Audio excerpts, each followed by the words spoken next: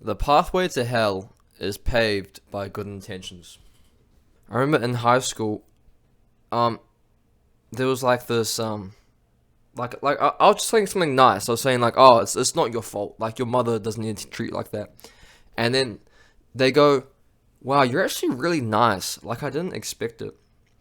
And this seems to be a recurring pattern in my life, where people don't quite understand me. I don't know. I seem to give off this aura. Like I'm quite a polarizing person. And with that, it's kind of like annoyed me. And like I don't particularly want to polarize everybody, but that's just the way it's been. I guess that's just who I am. Like for some reason I just seem to be drawn to things on the edge, and I like to push the boundaries of society. And I think I've always had good intentions, and I still do. I have good intentions. And you can see this polarization with the topics that I choose to talk about. I talk about the black pill, I talk about anti-natalism, I've talked about the N-word just yesterday. So, but I always try to be a good person. And like a lot of people, they're very suspicious.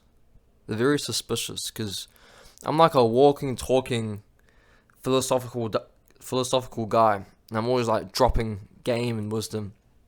And I believe this makes people very suspicious of me. And it's like, what do I have to gain? What do I have to gain by trying to be a good person and trying to look good?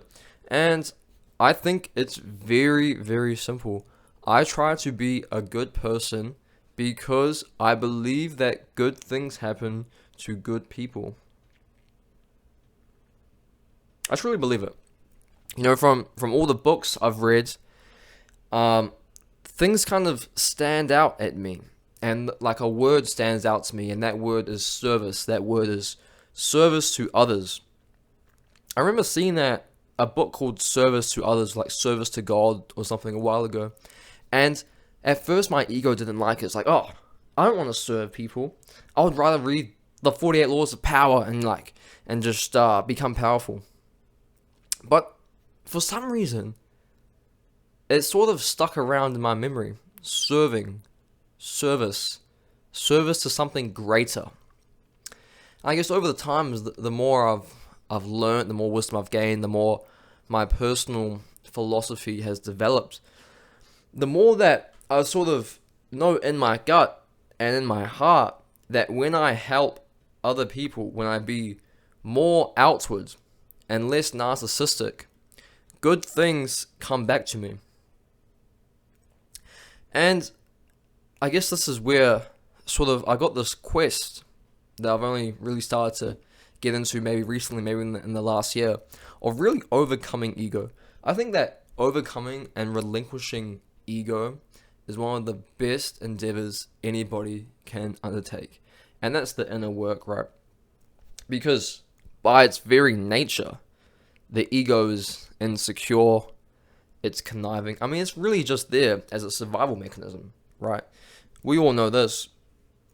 And by slowly dissolving the ego, whether through meditation, whether it's through consciously deciding to be more loving, based on this philosophy that when you're more loving and helpful to other people, you help yourself.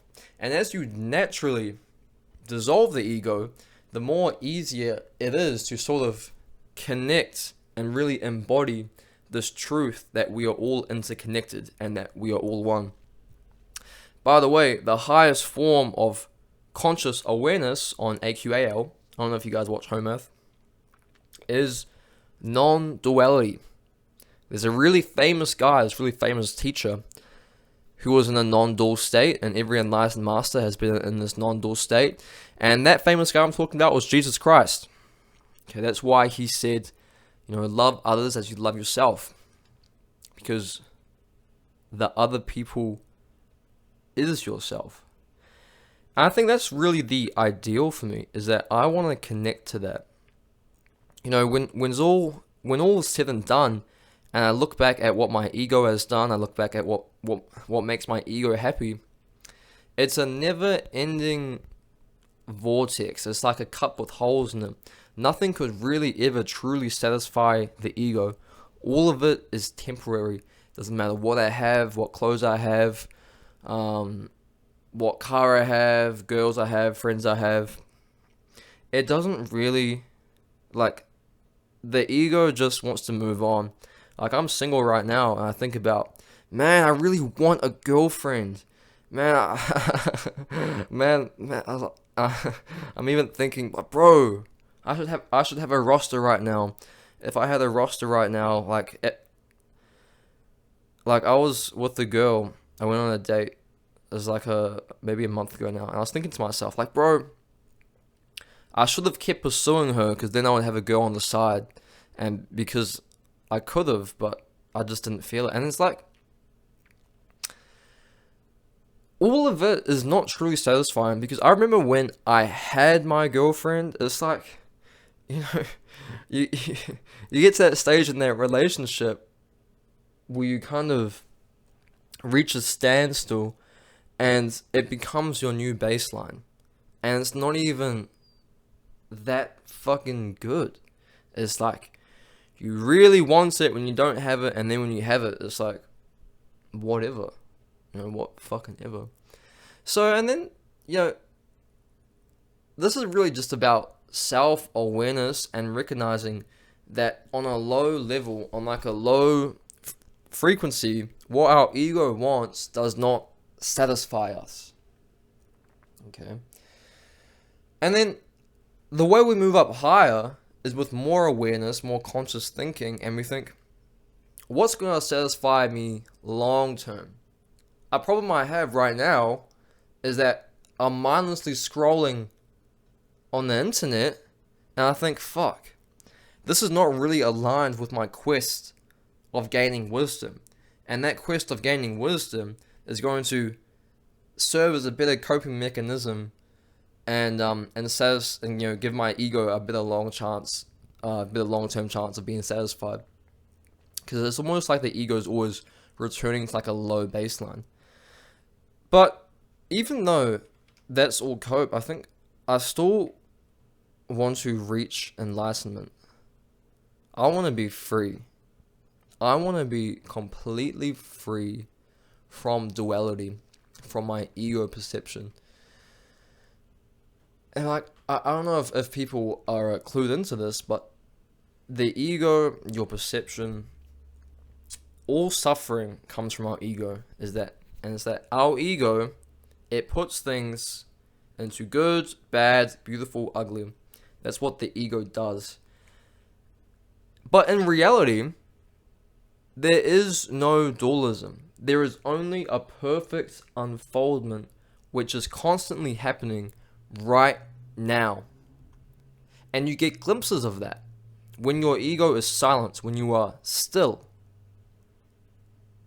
You get in tune with that. And I think enlightenment is when the ego sort of gets disconnected and you just get a full glimpse into a higher consciousness. I don't know. I bet to most people this sounds like very airy-fairy, woo-woo stuff. You know, I always think to myself, what is the point? What is the point?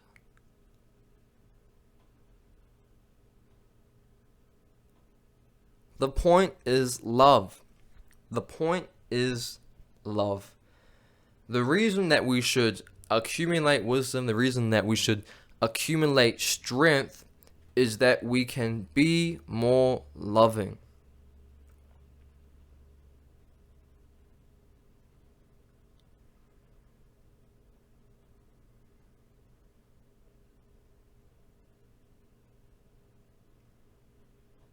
Or else, what's the point? Literally, what is the point? Millionaires, billionaires, they always seem to turn to philanthropy. Some argue that this is simply for brand image, but I think there's something more. Because even when people self-actualize, something is still not missing. Even if they have everything that their ego wants, something still seems to be missing. And that missing piece, the missing tier of Maslow's hierarchy, is self-transcendence. A spiritual pursuit. Serving humanity. Serving humanity. And isn't that a great thing? Wanting to serve humanity. Because you literally serve yourself. I think I started thinking like this. I think I was watching like a Vsauce video. And he was talking about how everybody is interconnected. And we're all connected like via nodes. And I think I sort of took that idea. And I think that's when I sort of intellectually realized that we're all connected. And I think some people don't realize that. I remember I had an old friend. He was a bit of a, I don't know, sort of attracted to crime. And I was trying to be like, oh no, don't steal. And he goes, why do you have a conscience? Why do you have a conscience? He said. And like, to like a sociopath or psychopath, the idea of a conscience is like, what the fuck's the point? You might as well be selfish, bro. Every man for himself. But I think there's an intuitive part. I think our intuition sort of connects us to the source of the spirit, to God. Okay, God speaks to us through our intuition.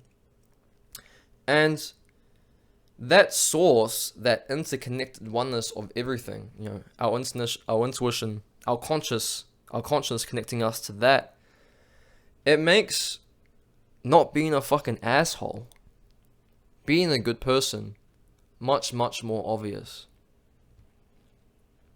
Or intuitive. You know, people have like a pull to this. I think some would say, you know, why are you so polarizing, Liam? Why don't you just be like nicer? And I think that I'm trying. I want to be. I have perfection. I have the North Star that I strive for, but all I can do is strive towards it, right? I am what I am, and I will try to strive towards that. And you know, truth and real goodness, it doesn't have an allegiance. It doesn't have a political party. You know, so many of us, we get trapped in fucking left versus right politics. Like, for the time being, I'm a right winger. But I have a feeling that will one day change, as in, like, one party might be more aligned with truth at any given time. You know what I mean? Like, it changes.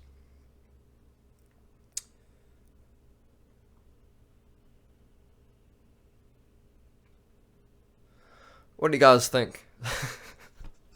Is anybody gonna watch this video? Let me know if you guys watched the video. Yeah, this channel might as well be called Love Maxing, because that's what it's even about. Okay, thank you guys. Bye bye.